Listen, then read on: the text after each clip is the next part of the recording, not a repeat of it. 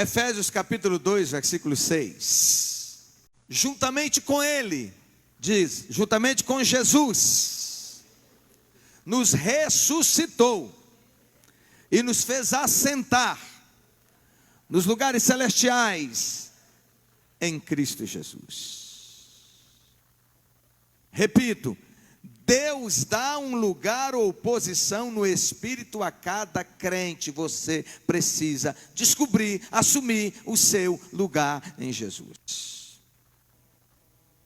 Lembre-se, Paulo explicou, nesse texto de Efésios 2:6, e é neste lugar que os filhos de Deus redimidos devem habitar. Este lugar fica acima de todo principado e potestade, poder e domínio, e de todo nome que se possa referir, não só no presente século, mas também no vindouro. E Deus colocou todas as coisas debaixo dos pés de Jesus, e para ser o cabeça sobre todas as coisas, deu quem? O Senhor Jesus, à igreja, a qual é o seu corpo. Então a igreja você não pode ficar acuado em nome de Jesus. Você não pode aceitar viver intimidado. Você está assentado com Cristo Jesus nas regiões celestiais. Como é que você vai crer nisso? Todos os dias você declarar esse texto bíblico, para que a sua mente comece a acreditar nisso, para que isso possa se tornar uma realidade na sua vida. Seu espírito precisa ser alimentado com essa palavra da sua posição em Deus. Satanás tentará descaradamente, de todas as formas, roubar a sua autoridade, trazendo o pecado para dentro da sua vida. Se você estiver determinado a servir a Deus de todo o seu coração, o diabo também vai tentar roubar, derrubar você da sua posição em Cristo através da intimidação. Então são duas coisas: pecado nos rouba a autoridade espiritual. Por isso nós precisamos viver com a vida no altar do Senhor.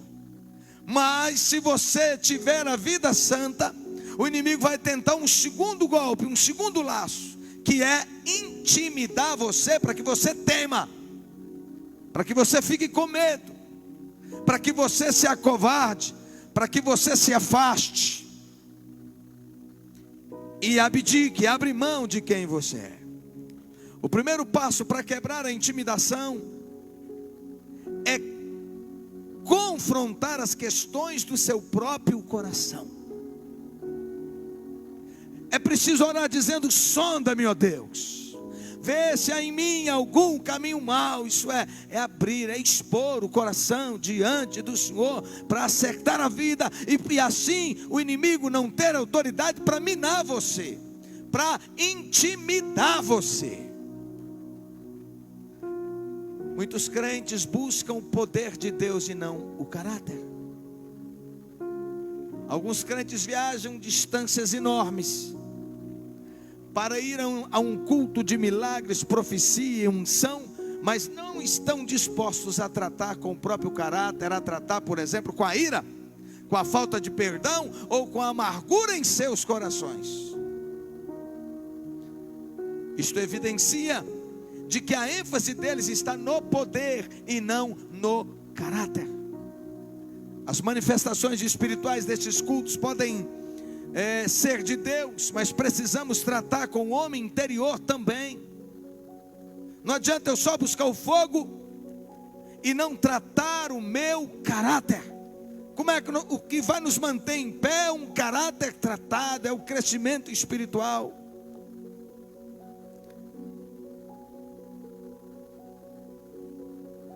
Jesus disse: bem-aventurados os limpos de coração, porque verão a Deus. Mateus 5:8, é isso, limpos de coração.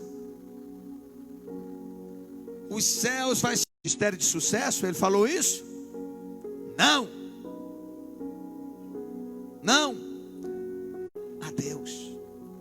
Tem gente que tem os dons espirituais, opera maravilhas, mas se olha para a vida, é torta, não fica em pé, Aí você fica sem entender, meu Deus, mas como é que uma pessoa dessa hora opera maravilha, revela, faz milagres, expulsa demônios e quando olha para a vida torta? Pois é, se continuar com a vida torta, no último dia vai ouvir: apartai de mim, maldito, para o fogo eterno preparado por diabo e seus anjos, eu nunca vos conheci. Aí o outro dirá: Senhor, em teu nome nós expulsamos demônios, em teu nome nós oramos em línguas, em teu nome nós fizemos maravilhas, eu nunca vos conheci. Eles operaram no nome de Jesus. Deus não revoga os dons espirituais. A pessoa opera nos dons, mas o que nos mantém aprovados diante de Deus é o caráter de Cristo. Jesus é o único que pode nos dar um coração puro. Não é algo que nós possamos conquistar, é algo que não tem preço e que é gratuito. Não tem preço pelo fato de que exigiu a morte de Jesus na cruz do Calvário. Glória a Deus.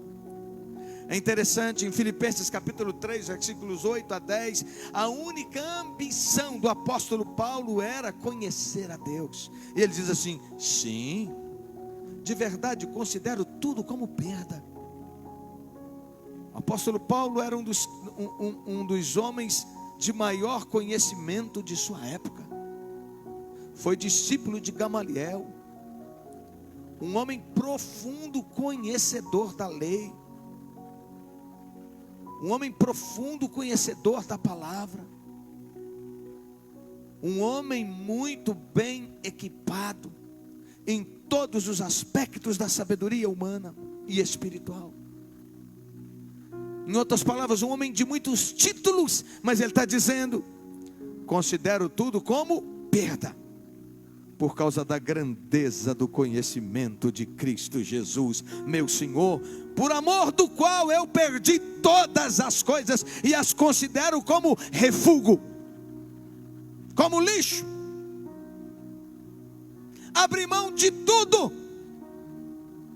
Você lembra que de perseguidor ele passou a ser perseguido? Abriu mão do nome. E diz assim: considero como refúgio para ganhar a Cristo e ser achado nele, não tendo justiça própria. Paulo está dizendo assim: eu parei de ficar me justificando. Eu não estou preocupado com a minha reputação. Eu não estou preocupado com o que os outros pensam a meu respeito. Eu não estou preocupado com as calúnias. Eu não estou preocupado com os levantes. Eu não estou preocupado absolutamente com nada disso. Meu negócio é conhecer a Deus. Então, se o alvo é conhecer a Deus, ele se torna cada dia conhecido de Deus. Ele queria era aprovado por Deus. Não tem justiça própria. Você sabe a guerra que a gente fica? Tentando se justificar, preocupado conosco, com o nosso nome. Paulo não está preocupado com nada disso. E ele diz: não tenho justiça própria que procede da lei, senão da que é mediante a fé em Jesus, a justiça que procede de Deus, baseada na fé, para o conhecer e o poder da sua ressurreição e a comunhão dos seus sofrimentos, conformando-me com ele na sua morte. Moisés, em Êxodo 33, versículo 13, diz: rogo-te que me faça saber neste momento o teu caminho, para que eu te conheça. Moisés deixou a posição de neto de Faraó, filho da filha de Faraó, um príncipe, para andar pelo deserto 40 anos, cuidando de ovelhas. Um cabra que estudou nas melhores universidades do Egito, um homem muito bem preparado, um homem de muitas posses.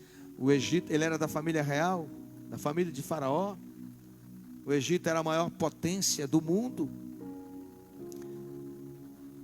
E ele estava cuidando de ovelhas 40 anos, e depois mais 40 anos, conduzindo um povo rebelde, desobediente pelo deserto.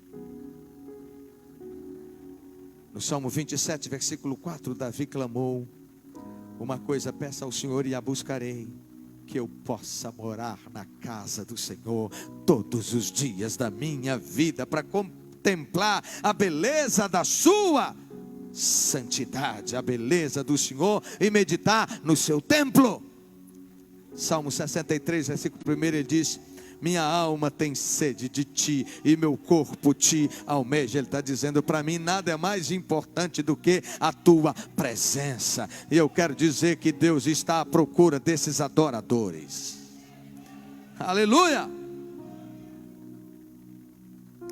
Os homens e mulheres da Bíblia que desejaram conhecer a Deus mais do que qualquer outra coisa, permaneceram fiéis a Ele, completando a carreira que Ele havia colocado diante deles. Só é possível ficar em pé na presença de Deus, do contrário a gente cai.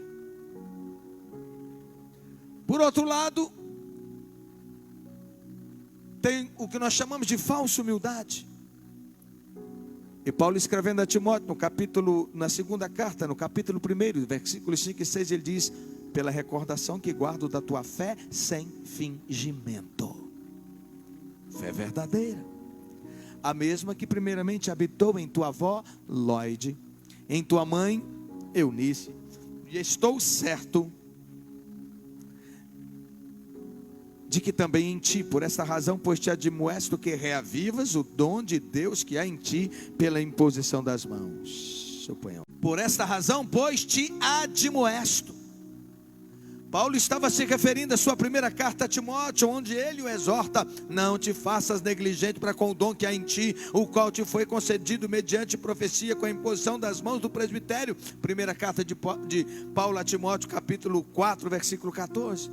Não negligenciar o dom. Negligenciar é romper, desprezar, despedir, desconsiderar, descontar, ignorar, subestimar, fazer vista grossa, desvalorizar, desdenhar e não fazer caso de. É algo sério e grave negligenciarmos aquilo que Deus colocou nas nossas mãos. Quando nós negligenciamos, nós sofremos perda. O oposto, o extremo oposto de simplesmente buscar o poder, é viver naquilo que descrevo como um estado de falsa humildade. Elas evitam qualquer coisa que envolva o confronto, interpretando isto como falta de amor ou de caráter cristão. Assim vivem muitos crentes. Refiro-me a pessoas que querem viver de boa, em paz com todo mundo. À primeira vista, manter a paz parece ser atraente. Jesus nunca disse: bem-aventurados que têm a paz. Em vez disso, ele diz: bem-aventurados pacificadores, porque eles serão chamados filhos de Deus. Mateus 5:9. Os que mantêm a paz evitam confronto a qualquer preço. Quer manter a paz, então vai se isolando, e o pior, vai se intimidando, vai recuando. Tem muita gente assim no casamento, para manter a paz, para não ter chateação, vai recuando, vai cedendo, mas o espírito vai morrendo. Tem muitos pais assim, como estava Eli, não tem coragem de confrontar os filhos, porque não quer que os filhos fechem a cara, que os filhos se entristeçam, e aí então eles vão recuando. E volto a dizer: não haja assim na sua casa, na sua família, no seu relacionamento conjugal. O que não está bom, diga que não está bom, porque senão amanhã você vai estar morto. Um morto-vivo, um zumbi. Alguém que perdeu a alegria, está junto com o outro, virou um peso, porque foi se anulando, se anulando, se anulando, se anulando, morrendo por dentro de si, sempre abrindo mão em nome de viver em paz. Não faça isso em nome de Jesus.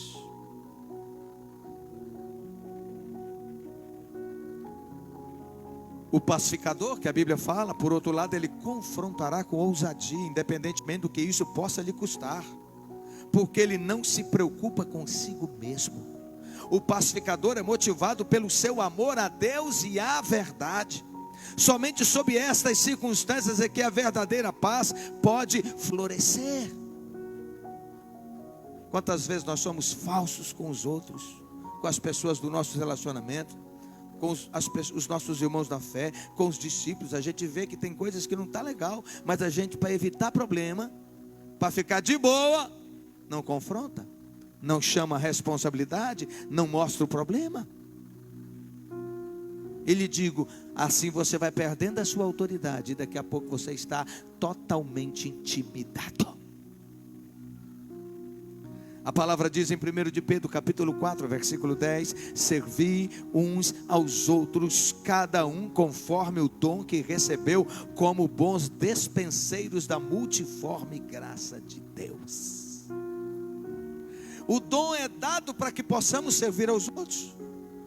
Isso quer dizer que nós somos responsáveis para cuidar do dom que recebemos. Lembra da parábola dos talentos de Mateus 25? A um ele deu 5 talentos, a outro 2 e a outro 1, e cada um segundo a capacidade que cada pessoa tinha. Então ele sai para uma jornada, e quando ele volta, esperando que todos tinham multiplicado o que haviam recebido, e foi o contrário, o terceiro enterrou. 1 Coríntios capítulo 9, versículo 16 e 17, o apóstolo diz: se anuncio o evangelho, não tenho de que me gloriar, pois sobre mim pesa esta obrigação. Olha o entendimento que Paulo tinha.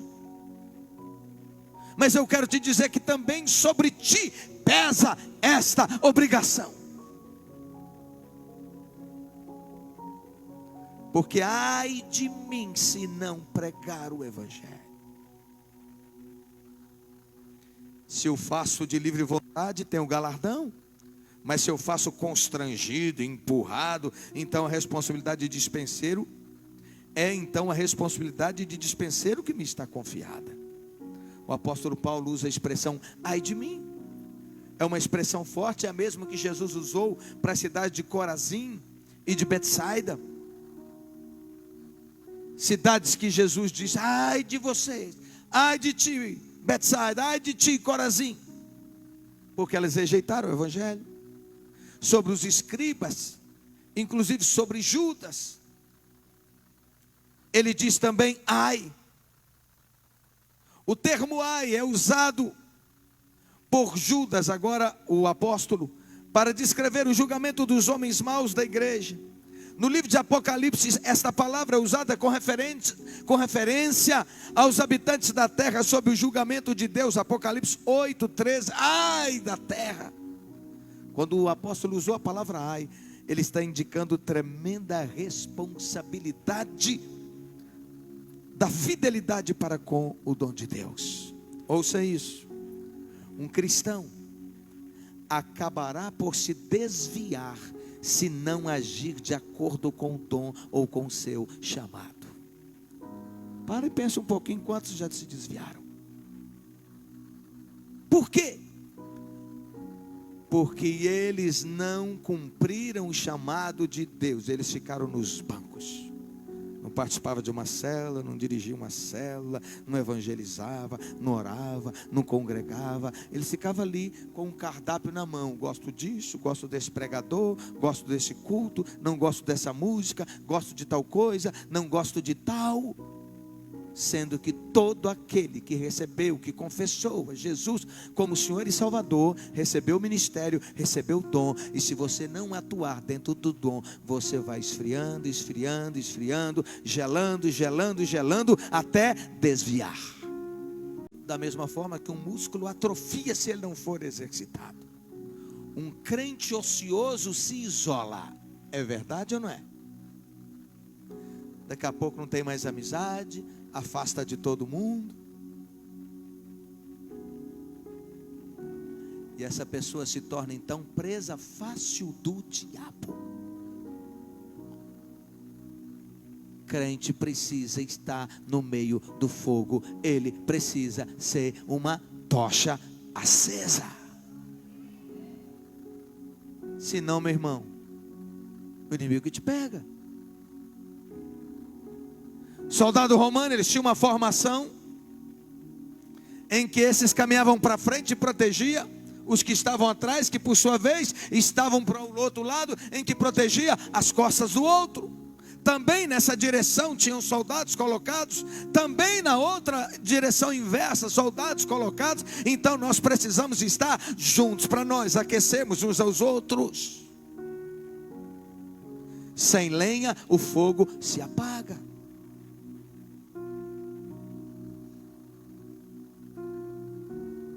Sem lenha o fogo apaga.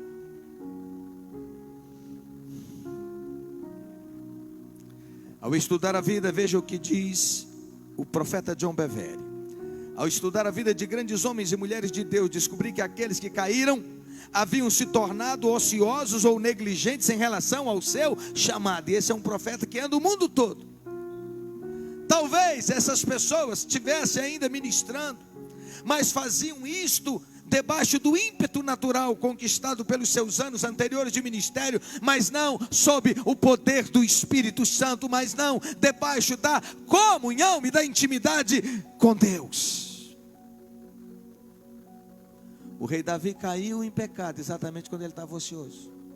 Era o ano dos reis ir para a batalha, para a guerra. Ele não foi, ficou. Ele estava ocioso, caiu em pecado com Batseba e trouxe muita desgraça para a sua vida. O Senhor Jesus em João 4:34 diz: a minha comida consiste em fazer a vontade daquele que me enviou e realizar a sua obra. Essa era a dieta de Jesus. Você sabia que tem muitas ovelhas gordas espiritualmente? Pastor, a gente tem gente que está há anos e anos e anos só recebendo e não dão. É mar morto, só recebe.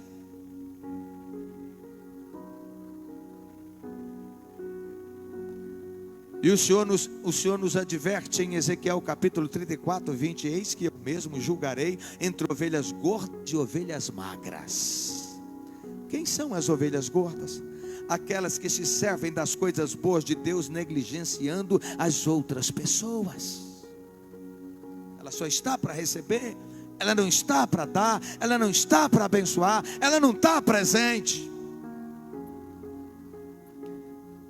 E veja Deus, como Deus descreve a ovelha gorda: acaso não vos basta a boa pastagem, a vez de pisar aos pés o resto do vosso pasto? E não vos basta o terdes bebido as águas claras, a vez de turvar o resto com os pés, de sujar o resto? Visto que com um lado e com o ombro dais empurrões, e com os chifres impelis as fracas e até as espalhardes fora, eu livrarei as minhas ovelhas para que não sirvam de rapina, e julgarei entre ovelhas e ovelhas. Está aí o confronto do profeta. Ezequiel 34, 18, 21 a 22 e 22. Nós devemos usar a capacidade de Deus em nossa vida para servir aqueles que são fracos, jovens que são jovens, ou incapazes, para que o corpo possa ser completo. E sabe o que é pior? É que quando nós não exercitamos, não exercemos o ministério, os dons que Deus nos deu, nós nos tornamos críticos, porque nós conseguimos ver exatamente aonde as coisas não funcionam.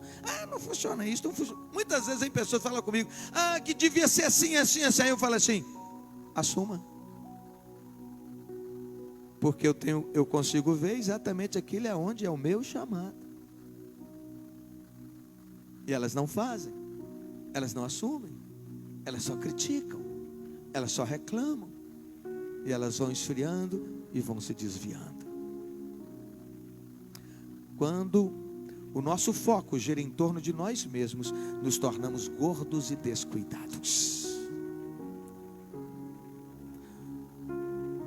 Por isso Paulo diz: eu te admoesto para reavivar o dom que você recebeu.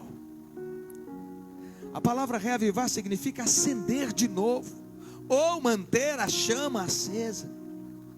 Quem tem fogão a lenha, os fazendeiros aí que tem um fogão a lenha, sabe que você tem que sempre estar colocando ali, chegando mais lenha, para o fogo não apagar. Bem, tem um incidente na Bíblia muito poderoso, e eu quero compartilhar com vocês como Davi venceu a intimidação naquela batalha contra Golias. Davi enfrentou a intimidação por 3 vezes na ocasião da luta com Golias. A primeira, seus irmãos e seus companheiros soldados tentaram fazer o máximo para depreciá-lo, ultrajá-lo, desanimá-lo. O que você quer aqui? Conheça a sua presunção, diz Eliabe. Então isso quer dizer que o diabo vai levantar a gente dentro da sua própria casa, da sua própria família, para intimidar você. Toda pessoa que não alcança, ele não quer que você alcance. Toda pessoa que não rompe, ele não quer que você rompa. Toda pessoa que não conquista, ele não quer que você conquista. Mas Davi venceu a intimidação do seu irmão. O gigante não teria sido morto por Davi se Davi não ficasse firme com a intimidação do irmão.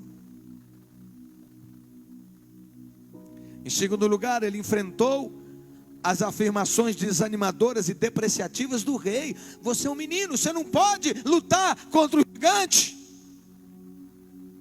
E aí ele diz para o rei, para o irmão e para os outros, para os soldados, ele não falou, mas para o rei ele falou. Ele fala das experiências com Deus que ele tivera, aonde ele vencera o leão, o urso. E o rei então olha para ele, então pega, estão vista a minha armadura? Isso ele está dizendo, você é fraquinho, você não tem habilidade.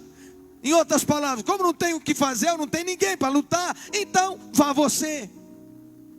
Aí ele põe a armadura e não se dá bem com ela, ele tira a armadura. Mas ele está confiante que aquele que era seu amigo, o seu pastor, lhe daria vitória, porque ele sabia que o gigante por 40 dias estava intimidando um exército inteiro. 40 dias. Então entenda, é plano do diabo intimidar você. Dizer, você não vai conseguir, você não vai alcançar, a sua fé não vai ser honrada, a vitória não vai chegar, está demorando, e sempre te mandando notícia ruim. Mas o Senhor está mandando te dizer aqui hoje, que os planos que Ele tem para a sua vida, são de paz e de vitória. Portanto, creia e se posiciona. Não adianta você ficar a vida toda, 10, 20, 30 anos, ouvindo, e não se posicionar. Em terceiro lugar, Davi enfrentou uma terceira intimidação, que foi a do próprio gigante. O seu tamanho não era apenas avassalador aos olhos naturais, como também aquele homem era muito confiante. O homem tinha 3 metros de altura. 3 metros aqui dá mais do que lá em cima, mais ou menos no topo ali da cruz. E Davi é um menino. E o gigante diz, você vem a mim com paus e pedras, eu vou te estraçalhar, e eu vou te dar como comida para as aves do campo. Davi diz, tu vens contra mim com espada e com lança, eu vou contra ti, em nome do Senhor dos exércitos, a quem tu tens afrontado. Entenda uma coisa, Deus não manda anjo para resolver esses problemas. Essas guerras quem tem que travar sou eu e você, somos nós. Se posicione, fique firme, levante a cabeça, não aceite acusação. Tem um bocado de crente paralisado, intimidado pelo diabo por causa de pecados que cometeu, confessou, pediu perdão, mas está com a cara no chão, está envergonhado, está se culpando. Quem? O diabo faz isso com você. Você precisa se levantar e dizer, eu fui lavado, eu fui perdoado, eu estou limpo, eu não te devo nada, sai da minha frente.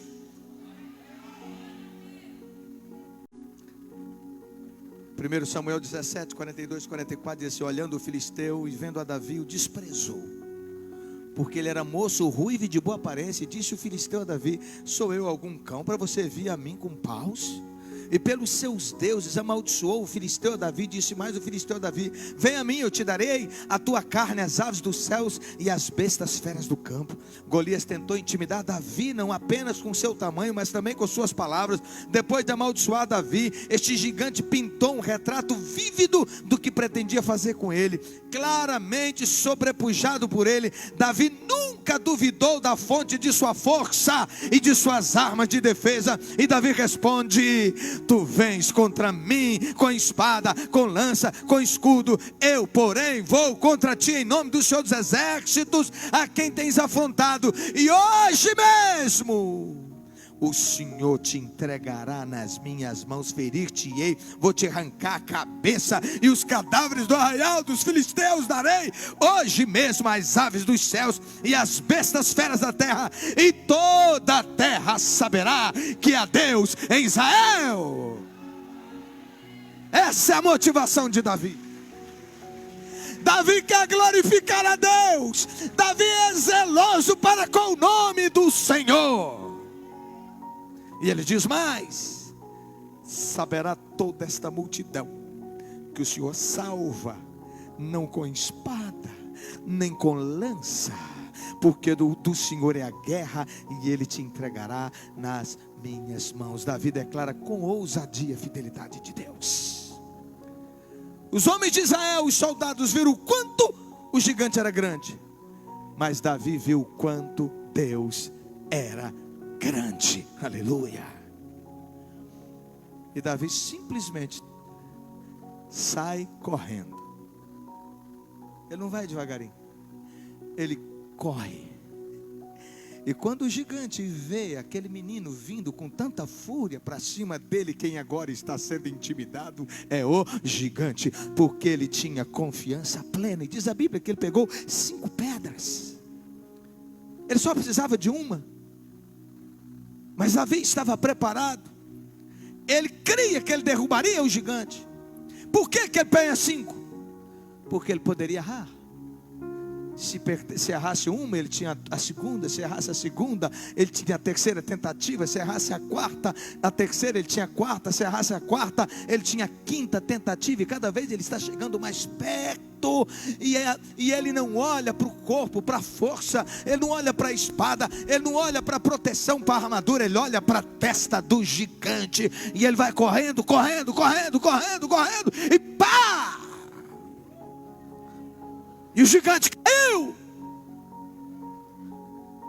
Naquele dia se descobriu que o gigante não era o gigante era Davi. Você é o gigante espiritual. Você é o gigante espiritual. Você é o gigante. Na força de Deus você vai vencer. Por que muitos de nós não creem nisso? Sabe por quê? Porque já cresceu sob intimidação. Antes de nascer, já na barriga da mãe, muitos o pai ou a mãe não queriam. Quando nasceu, a mãe dizendo que era bonito, que é lindo e com cara de joelho.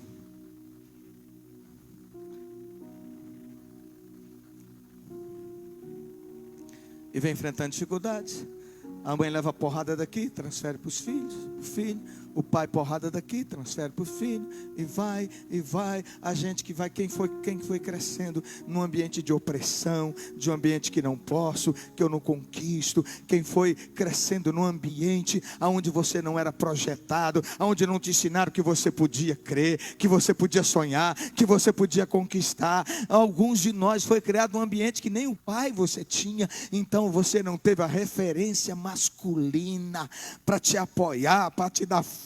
É por isso que muitos de nós têm dificuldade em ver a Deus como Pai. Se você foi rejeitado pelo Pai, você tem dificuldade de ver a Deus como Pai.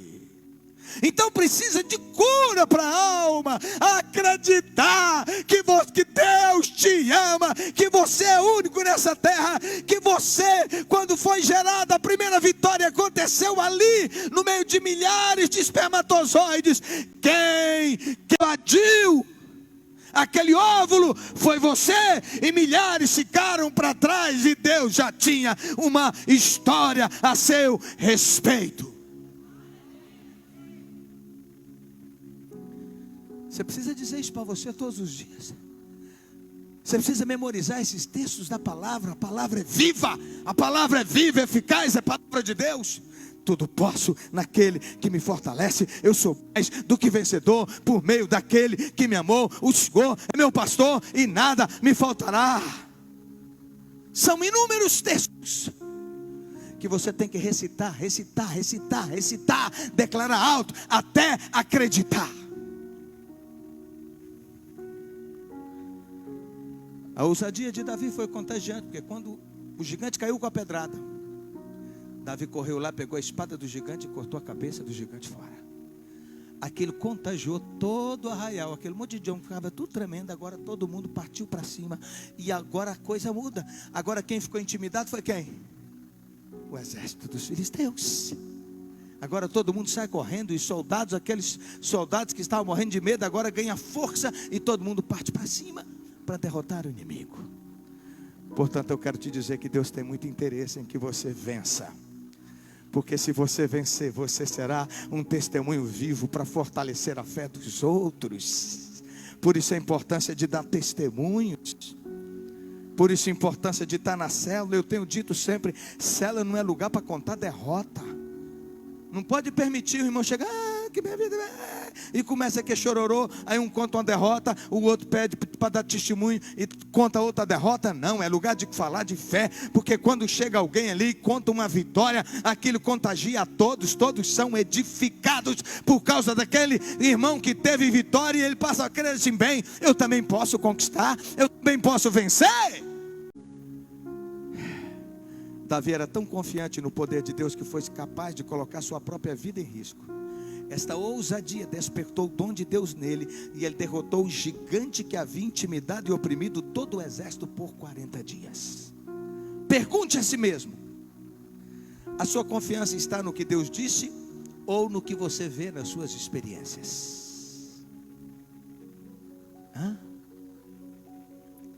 Se você mede tudo pelo que aconteceu no seu passado, você nunca crescerá além do seu passado.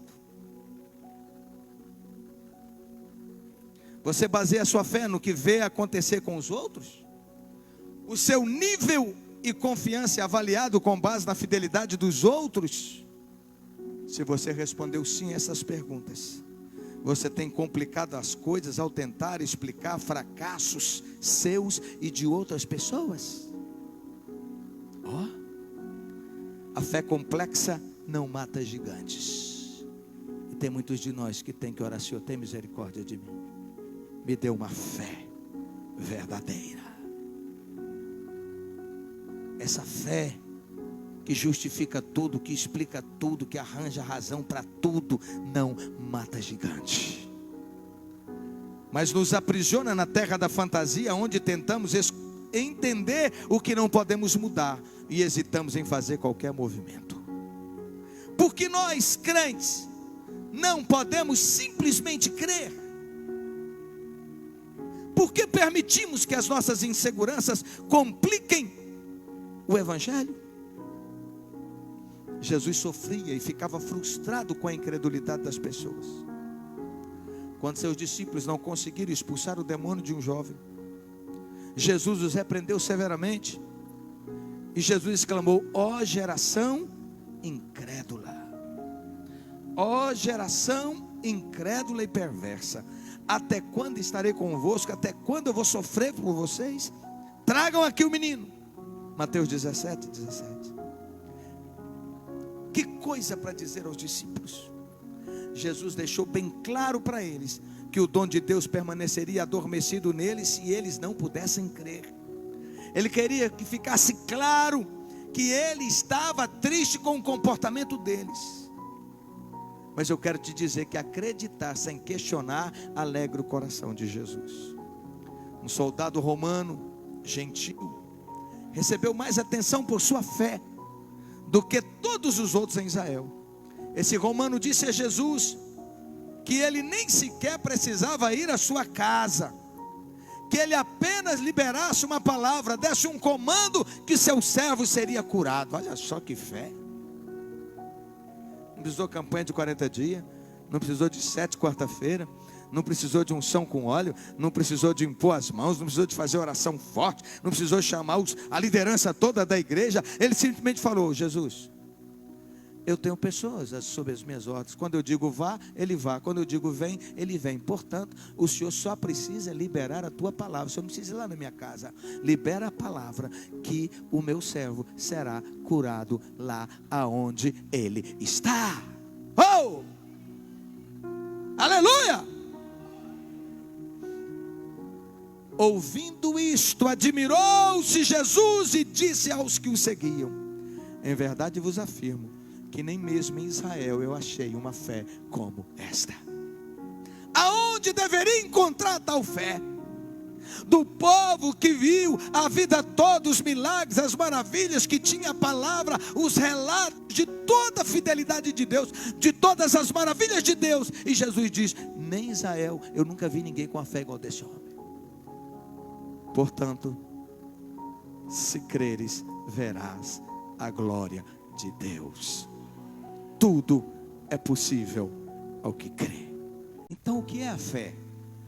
É crer o que Deus fará, o que Ele disse que fará. E Ele te deu autoridade sobre todo o poder do inimigo. Tudo que precisamos fazer é crer nele. E depois Ele nos manda ainda andar em autoridade. Você não precisa complicar a sua vida com medo, sua caminhada com medo, dúvida, ou lembrete dos seus fracassos e falhas do passado. Se fizermos isso, seremos roubados da nossa ousadia e nos tornaremos incapazes de agir na capacidade de Deus. O dom de Deus em nós ficará adormecido.